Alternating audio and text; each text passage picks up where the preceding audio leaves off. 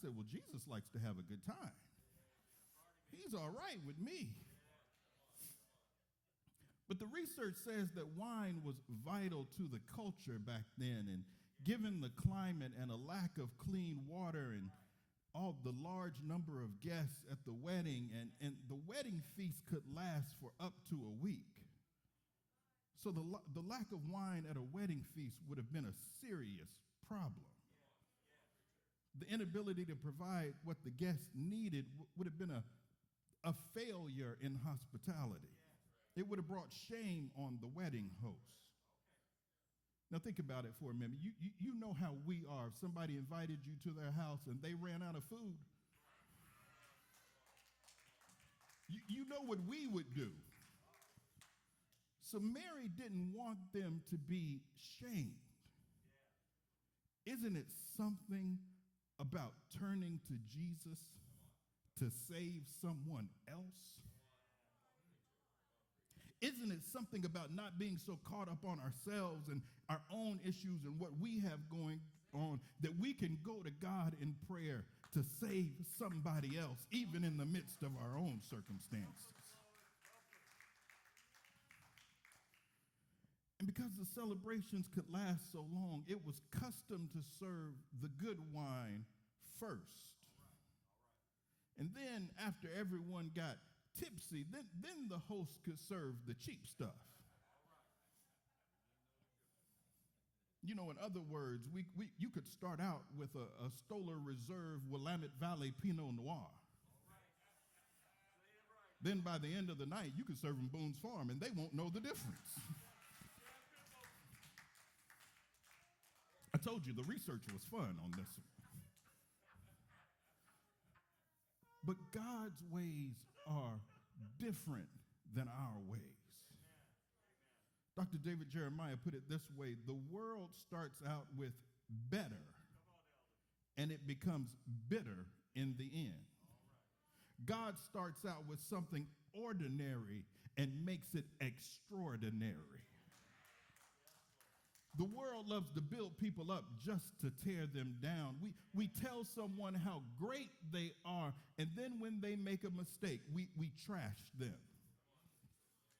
It's that cancel culture that we live in today.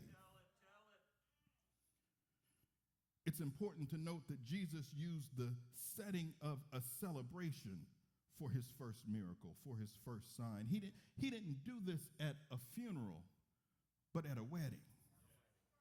He wasn't there for a fast, but for a feast. He lets us know that he wants to take part in our lives as more than just a comforter in times of trouble. He wants us to call upon him and recognize his hand in the good times of our lives. You know, that friend that always calls you when they're down, that friend that always calls you when they're crying, and by the time you get through, you're down too. Jesus doesn't want that from us. He wants us to know that we love him enough to invite him to the good times as well.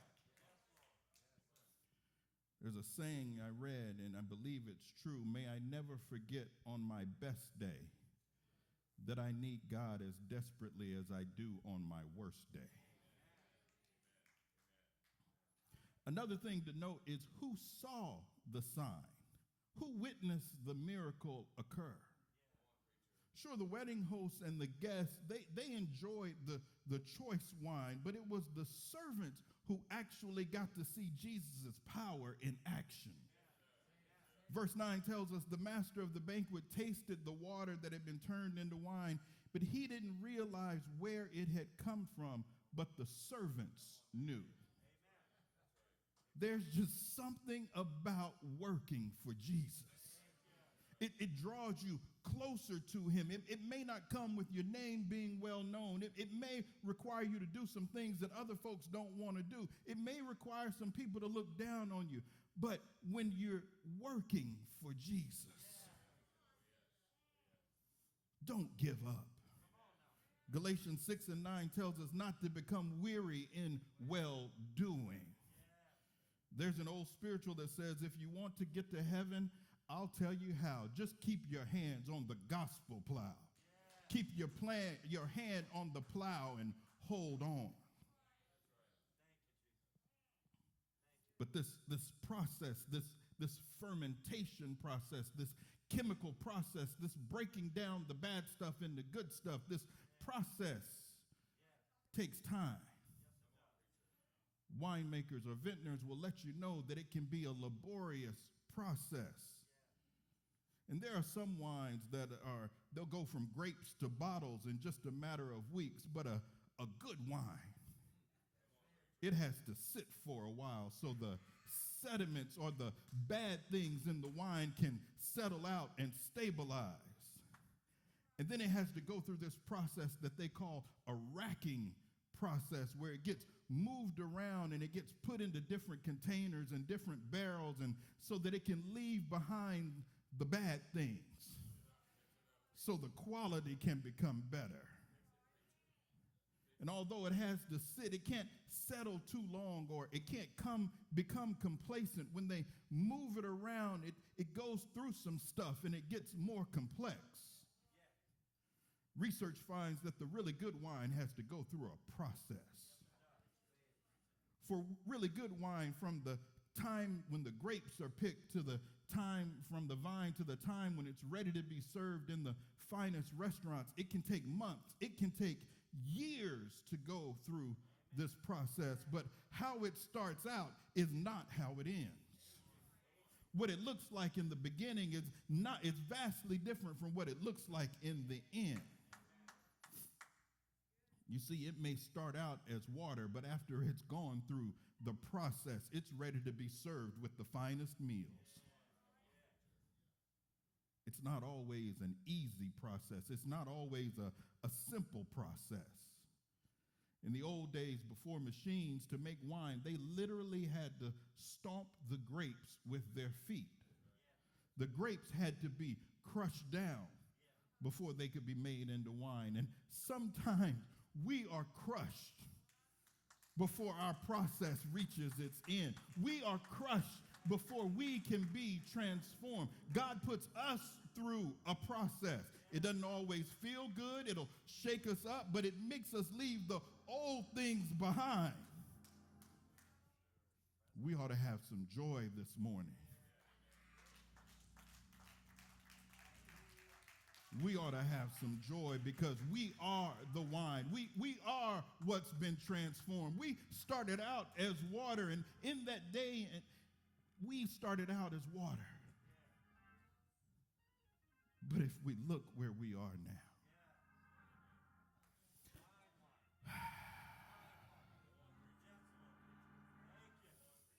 in that day and time, there were no filtration systems like we have now. One of the reasons that wine was so important was because when they mixed the water with the wine, the substance of the wine would clean out the water. See, when I look at this, it's telling me that right now we are the wine, and we've been improved, we've been transformed, and we are here for a purpose. We're here to clean up this environment that's around us. He put us here for a reason. What we're experiencing right now, it's testing us. It's testing our faith. It's testing what we're made of. Just think about it. Just step back and take a look. You would think that a worldwide pandemic, that alone would be enough. You would think that a social justice movement alone, that would be enough. You would think just not being able to come and worship and fellowship, that would just by itself be enough. You would think that losing our jobs or not being able to pay the rent or pay the mortgage or being behind on our bills, any one of those alone would be enough. But we're facing it right now all at the same time. We're being transformed. We're being turned from water into wine, but don't lose heart because there's joy in the transformation. There's joy in the fermentation process. James said it this way: consider it pure joy, my brothers and sisters, whenever you face trials of many kinds, because you know that the testing of your faith produces perseverance. Let perseverance finish its work so that you may be mature and complete, not lacking anything. We ought to be more mature by now than we were in March when this first started. We're going to be more mature when this ends than we are right now. We're going through a process. Joy doesn't mean that you just walk around with a smile on your face all the time. Even as Christians, we have hard times, but the joy comes in knowing that even in the hard times, we don't have to face it alone. He's told us, I will never leave you nor forsake you. He's told us, be strong and of good courage. I will uphold you. And joy can come after a transformation. Joy comes after a period of testing. Joy comes after with a period of overcoming. There's joy in the process.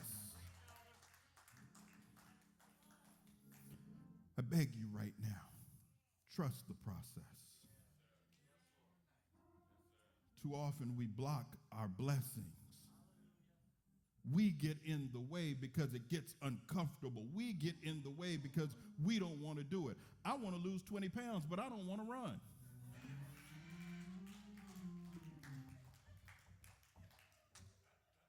We get in the way.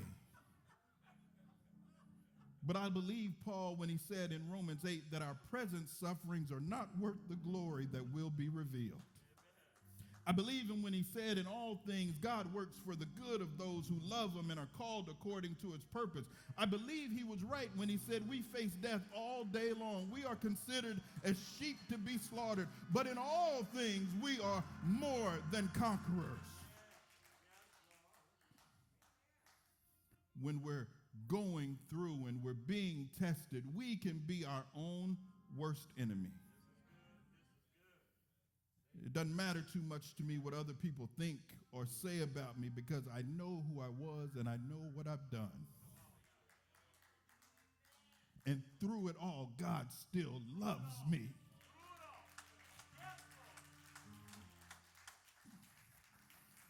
We have to turn off that recording in our mind, that broken record of who we used to be and the mistakes that we've made in our past. We need to remember Paul's words at the close of chapter 8 of Romans. Nothing can separate us from the love of God that is in Christ Jesus.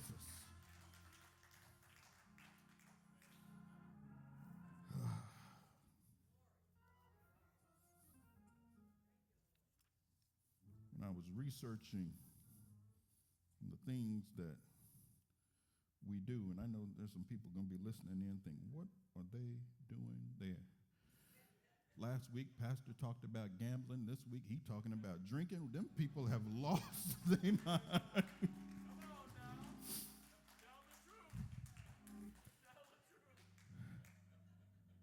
But what I've learned is just a few things as I get ready to go to my seat.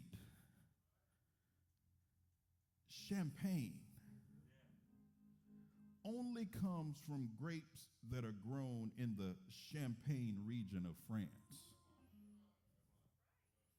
In other words, Asti and Andre ain't champagne.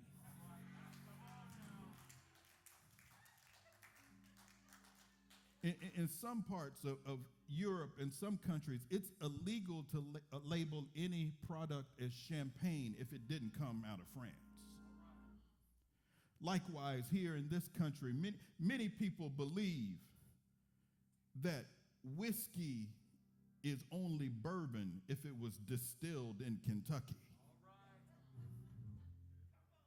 There are some requirements with the labels and what we put on our stuff. But somewhere I read that if you declare Jesus with your mouth, that Jesus is Lord, and you believe in your heart that God raised him from the dead, you will be saved. Somewhere I read that God so loved the world that he gave his only begotten Son, that whosoever believeth in him shall not perish, but have everlasting life. I'm concerned with what God calls me.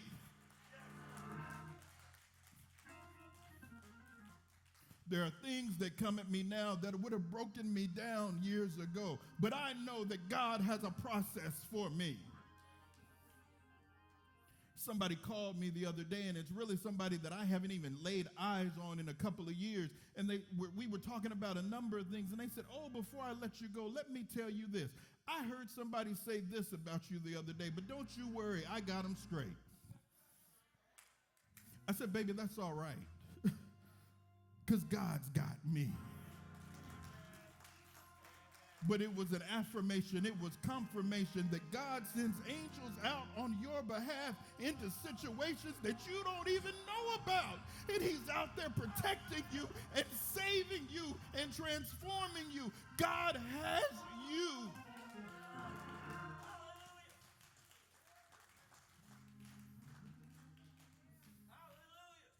This period, whatever it is, whatever the historians years from now may look back and see, we know in this right now that God still has his hand in our lives. The fact that we are here, no matter what may be going on the outside, God has us and he's protecting us and he's keeping us.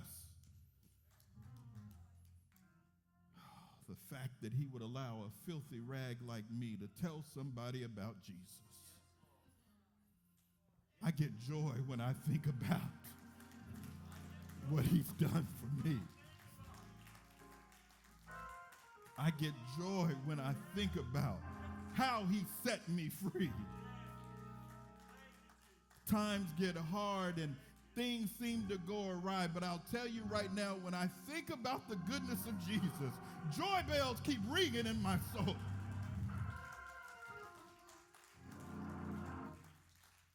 Whatever you're going through right now, don't give up. Don't give up and don't give in. Trust the process. God bless you.